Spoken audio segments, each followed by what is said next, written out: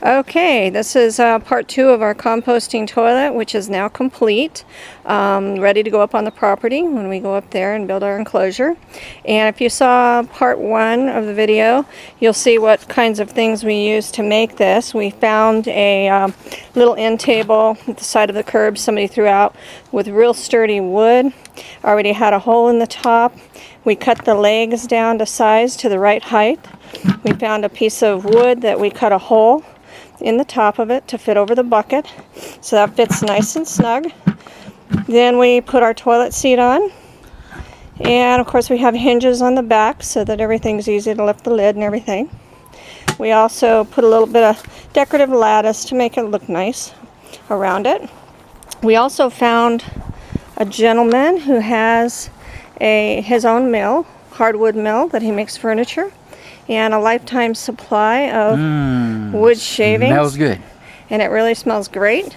So that's going to be the carbon material that we're going to use for this, because you're going to need that. So I'm going to let Robert demonstrate the use and how the composting toilet works. Okay, it's actually very simple. A little bit about the biological science involved is what you need for the very bacteria to break down the waste. You need carbon, hydrogen, oxygen, and nitrogen. The carbon is supplied by your shavings, and what you do is you just, first of all, you should line the bottom of your bucket there with some shavings, and then, and of course, you also need the nitrogen. There's a lot of nitrogen in the urine, so everything goes in here. You get the toilet paper actually provides carbon. Your urine provides nitrogen. Then you need it moist, which is H2O. The hydrogen and oxygen is supplied by water and oxygen, of course, in the air. So that's what the bacteria need. They love that stuff. So you're just giving everything they need to eat. And so you just do your business, TCB, take care of business, as I would say. Thank you.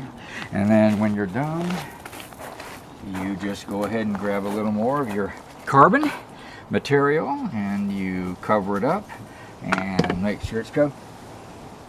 Smell to make sure it smells good, and it smells real good. And so therefore that's it.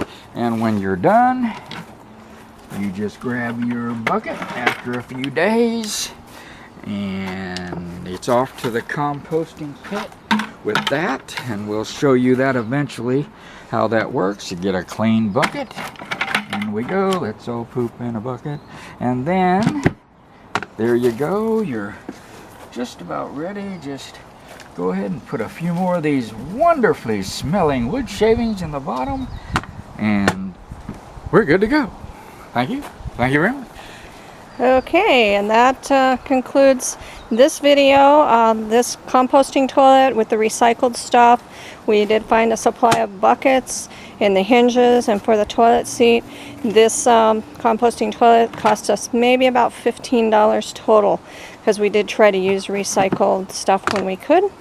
And we'll be taking this up to the property, building an enclosure, privacy enclosure, and this will be used outside on the property.